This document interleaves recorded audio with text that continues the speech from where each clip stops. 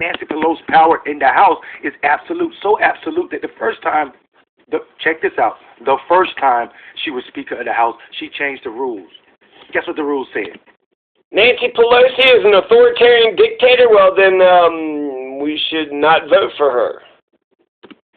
You can't unelect her as Speaker of the House or any speaker with the majority-minority party, which means right. Republicans can't even team up with progressives and unelect the Speaker of the House. That's all right. You understand what I'm saying? Yeah. That's how powerful she is. She changed the rules. All we need are the Democrats. We're the majority party, so just put up Hakeem Jeffries. That's the name that's been floated. Hakeem Jeffries. You want somebody else?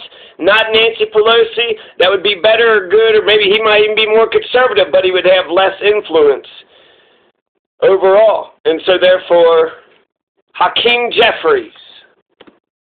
And that passed. You have to have a majority of Democrats to get rid of the Speaker of the House. Right. Right. So people, the strategy is flawed, man. You ain't gonna. You have to get to 218. It don't matter if you have 217. The strategy ain't flawed. The strategy is strong. Kathleen Rice, she was an enemy of Nancy Pelosi. Kathleen Rice hates Nancy Pelosi, and yet she said Nancy Pelosi. She took Nancy Pelosi off to the side. Kathleen Rice was like, "Listen here, Nancy. I'm not going to vote for you for Speaker unless you make me the chair of the Energy and Commerce Committee." And you know what Nancy Pelosi did? She made Kathleen Rice the chair of the Energy and Commerce Committee and kicked AOC out. The vote was 49-12. Kissing Nancy Pelosi's ass isn't going to work, Mr. Robinson. Give it to the Democrats. Well, it's what I'm saying is like the strategy is so bad. You're not gonna shame Nancy Pelosi to vote for Medicare for all. And it's not going to work. And guess what that means? Her entire leadership ain't going to do it. Guess what that means? All of the flunkies that want to be close to them or replace them ain't going to do it. This is a bad strategy for so many reasons. And what happens is people lose power and access to certain things. People don't know there are cliques in the damn Congress. Hang on. Let me put this on the screen. I want to put two things on the screen. I want to mention two things real quick. So Josh Fox, right? Eric Levitz and Josh Fox. These are both white men, and you also have Sam Cedar and David Sirotto. So there's a bunch of haters, a bunch of people on YouTube, white males, who call themselves progressives.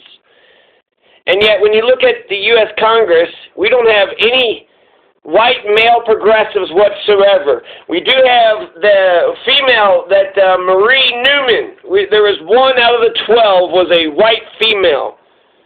So the few progressives that we have in the U.S. government are people of color, almost unanimously. Desert Chair on YouTube said, Tim Pool is pushing Dore's message to split the left. And I want to read a comment from one of my producers who just sent this via chat because I think it's very, very, very, very important. It's not split the left, it's the unmasking of the boutique left. Are you actually doing real shit? You actually getting real change? You just kind of talking and making a show. You know, people can do that, right? Just kind of put a concert on, put a show on over there. Not really relevant politically. But, you know, it'd be fun. It'd be entertaining. You know, sell tickets, make people laugh or something. This is more than... I think what people aren't seeing is that what's happening, what this quote-unquote force the vote is being used for, is literally to destroy the left. And this is what they said. They said Jimmy Dore could not be a more successful agent to destroy our movement. He could destroy the squad and kill the Georgia runoffs for us in one fell swoop. And why do you think someone like Tim Pool, I mentioned Tim Pool, y'all might not know who he is, but on YouTube, this... My God, Jimmy Dore must be the most powerful man ever. He's going to influence the Georgia elections too, this CIA operative, this federal agent who's there to divide the left. You know, people want to say it's to divide the left. It's to divide the left in between the haters of Medicare for All and the lovers of Medicare for All. If you're pro, you know, there's a lot of incredible people who's force the vote. You have Nico House, Tim Black, Breonna Joy Gray, Cornel West, David Dole, Marianne Williamson, Richard Medhurst, Graham Elwood, Ron Placone, Nina Turner, Abby Martin, Jesse Ventura, Eleanor Goldfield, Max Blumenthal, Johnny Tsunami, Vanguard, Zach and Gavin, the lady from Russia today, Fiorella, Isabel, Chris Hedges, Nick Brana, The Humanist Report, Caitlin Johnson, Susan Sarandon, Aaron Mate, Richard Wolf, Justin Jackson, Kyle Kalinsky, Lee Camp. And apparently, according to what's-his-face, Lee Camp is the leader. Fox, that fucking Fox has a, Josh Fox, he's got 10 minutes, he's got a show coming up. So I'm elevating the honest left. I'm elevating the progressive left. I'm elevating those who are in favor of M4A. This is where the conversation fucking begins. And so many people are saying, we're not going to start the conversation. We're not actually here to help motherfucking people out. You should have already a list of 10 to 20 things that you pressure in the U.S. Congress to get. You should have already had 10 things. You just now come up with reparations. Is that a brand new idea? I mean, my God. Some of these YouTubers, it's like they ain't even trying to do their homework. This dude, like, he'll do a live stream, and he'll have, like, 10,000 people watching him on YouTube, or 20,000 people. So he's one of the top voices in the propaganda right. Tell me why someone from the propaganda arm of the right would be so enthusiastically supporting hashtag force the vote.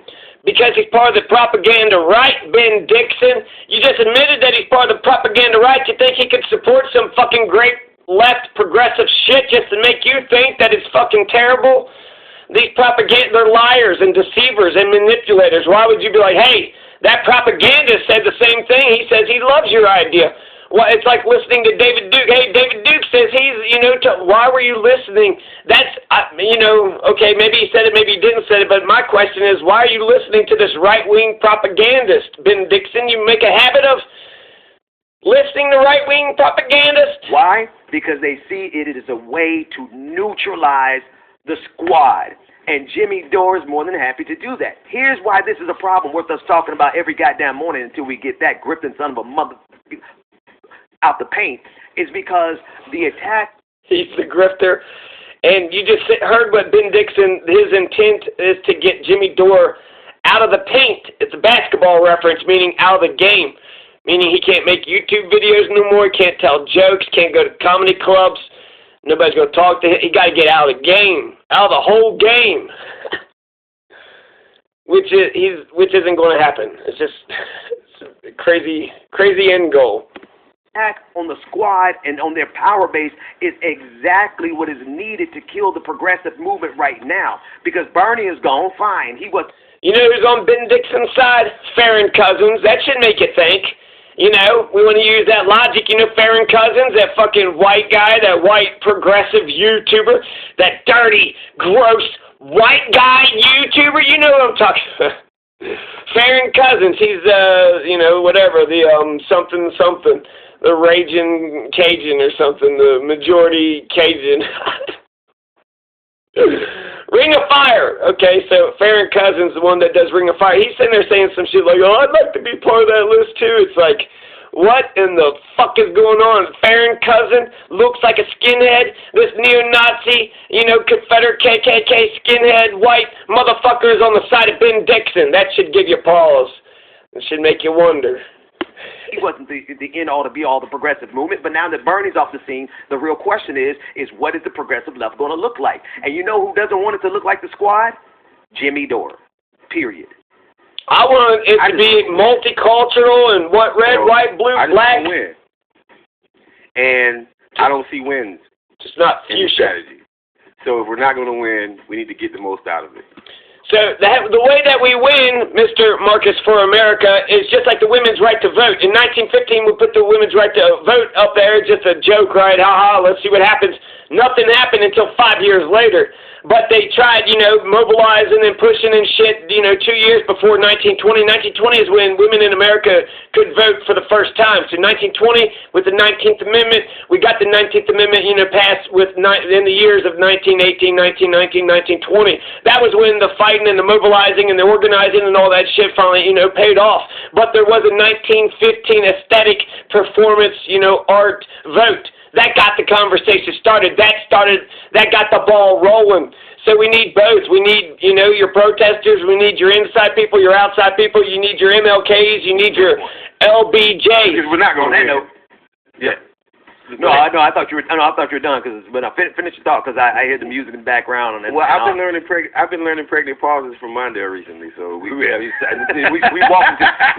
walk into those pregnant pauses and then you keep going.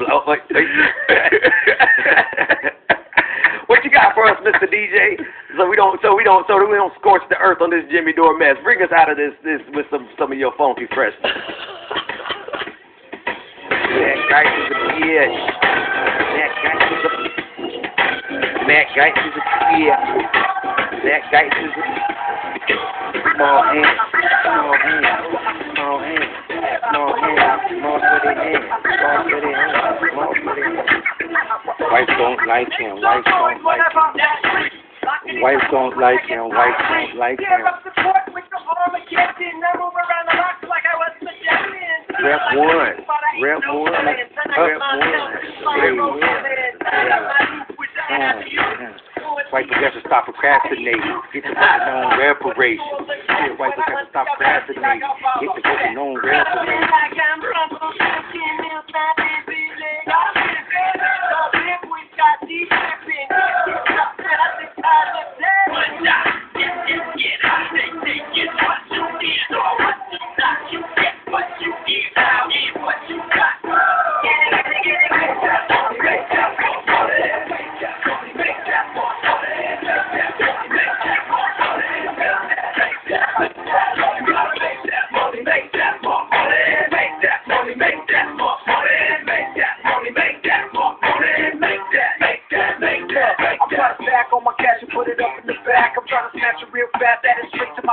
Like an evil greedy miser when I look at my bank statement, grabbing all the guap off on my block, banging, just like a freak of nature coming with the high bank, filming back in the patch, you call me Brian Rabbit, I've had it with all the magazines, reaching for my paper. I want to read something from a super chat that I put up on the screen, but I want to dig into the super chat real quick.